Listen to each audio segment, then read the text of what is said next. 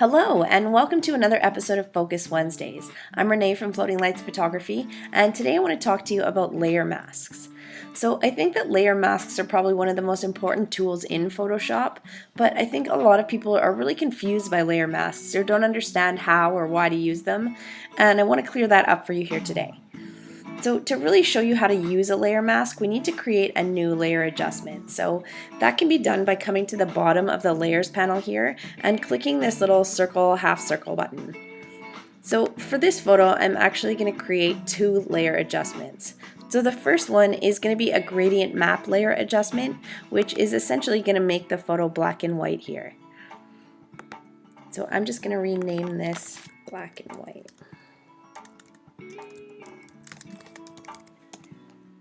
The second layer adjustment I'm going to make is a levels adjustment, and that's just actually going to brighten or lighten my image up.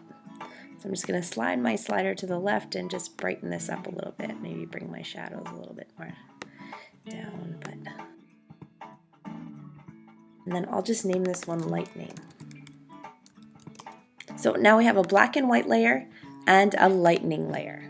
So to the right of each layer's thumbnail, you're going to notice this little white box, and this is your layer mask.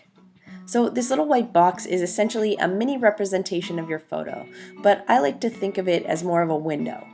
So when your window is white, it's showing the entire layer or effect of that layer on your photo.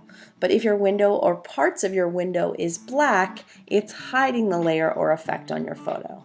A layer mask can only be one of these two colors. It can be white if it's showing that part of the layer, or it's going to be black if it's hiding. It can't be any other color. You can't erase a layer mask. It's either going to be white or it's going to be black.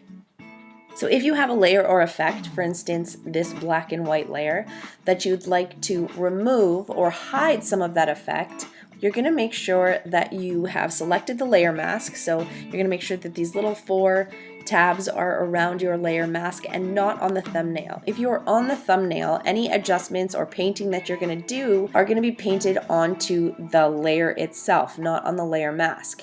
So always make sure that you have selected the white box and that these 4 little corners are selected on your layer mask before you make any changes to your layer. So because our layer mask is white, we're going to make changes using a black brush. So we're going to go over, select our brush tool, make sure our foreground color is set to black, and then for this tutorial I'm going to use a fairly high opacity on this brush, so I'm going to use 90%. And then you can brush the black onto the photo where you want to hide the effect. So I want to hide the black and white on the flower and then on these little buds over here on the side. So now if you look at the window here on the right hand side, you'll see that everywhere that it's white, you can see the black and white effect, but anywhere that it is black on your layer, that part is hidden. So it really is that simple. And the reason you would use a layer mask rather than just erasing part of this layer off the photo is that using a layer mask allows you to edit this non-destructively, which means that you can make adjustments to your photo or to that layer while maintaining the ability to reverse it later if you have to. So doing that is not going to ruin the original layer or the original photo. So if you were to make a mistake with a black brush, with a layer mask, all you'd have to do is change your brush back to white. So you'd hit X on your keyboard to switch your foreground and your background color to white, and then you could adjust this back. You could fix any mistakes that you make without ruining the original layer. So one other important thing to know is that layer masks work in reverse as well. So for this layer, we have a white layer mask and we used a black brush to hide parts of the layer from the photo. On the lightning layer, we're actually going to reverse it. So we can do the opposite here as well. So we can invert our layer mask and turn it into a black mask by hitting Command I on our keyboard, or on a PC you're going to hit Control I. And we've changed our layer mask to be black, which means the lightning layer or the lightning effect is hidden, and we will have to use a white brush to show that effect on the photo. So I'm going to go back over to my brush, make sure my foreground color is set to white, which it is. If yours is set to black still, you can toggle in between your foreground and background colors by hitting X on your keyboard. So making sure your brush is set to white, you can now show or make visible the part of the layer that you want the effect to show through on.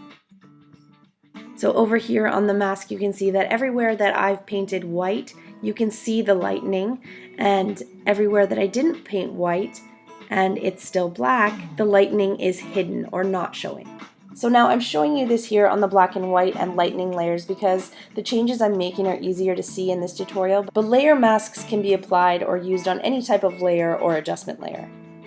You're going to find layer masks really handy as well when you're using actions. So I'm just going to play an action here. Now I'm actually going to delete my black and white and lightning layers. And now my action is applied to this photo. So you'll notice here that this entire action has a layer mask applied to it, or you could drill down on this action and each individual layer inside the action also has a layer mask available to you. So you could go through and hide parts of each individual layer if you want, or if you wanted to remove an entire part of the action from your photo, you could do that as well. So selecting a black brush, because our layer mask is white, we could brush the action off part of our photo. We could also invert the entire action by hitting Command I or Control I on our keyboard, and then just paint the action on using a white brush wherever we want the action to be applied. So again, this layer mask is giving us the ability to non-destructively edit our photos. So we're not making any changes to the image that we couldn't reverse later if we needed to. Our original photo is still available to us, and any editing that we're doing using this layer mask is not affecting the original image. And one quick final thing that I want to show you is that you can add a layer mask to any type of layer. So if we were to duplicate the background layer, I'm going to do that by hitting Command J on my keyboard or Control J on a PC. So we've made a background copy, and we're going to go up to Image, and we're going to go to Adjustments, and let's select Hue Saturation. So I'm just going to bump this up to give you an example here. I'm going to hit OK. And now this doesn't have a layer mask on it. So we want to make adjustments to this layer, but it currently doesn't have a layer mask. There's a really quick fix to that. So all you have to do is come down to the bottom of your layers panel here, and you'll click this little square with the circle in it, and it's automatically going to add a layer mask for you there. And then you could use this as per normal. So you could use a black brush to hide parts of the adjustment, or you could invert that layer mask by hitting Command I or Control I on your keyboard again, and then changing your brush to white, paint that layer or effect onto the photo where you'd like it to be visible. Layer masks allow you to edit non-destructively, meaning you aren't making any changes to the original photo that you can't go back and reverse later. You should think of your layer mask as a window. So a white window shows the effect of the layer on your photo, and a black window hides the effect or the layer on your photo. So you're always going to use a black brush on a white layer mask or a white brush on a black layer mask. And finally, if you have a layer that doesn't currently have a layer mask, I really recommend that you add one to that layer before making any adjustments to it. So that's kind of a quick overview of layer masks. Whenever you can, you should try and use a layer mask. It really will change how you edit. So thanks so much for watching. I hope you've enjoyed this tutorial. If you have any questions, you can always email me at hello@floatinglightsphoto.com, or you can find me over on Facebook at facebook.com/floatinglightsphotography. Thanks so much for watching. I hope you have a wonderful day.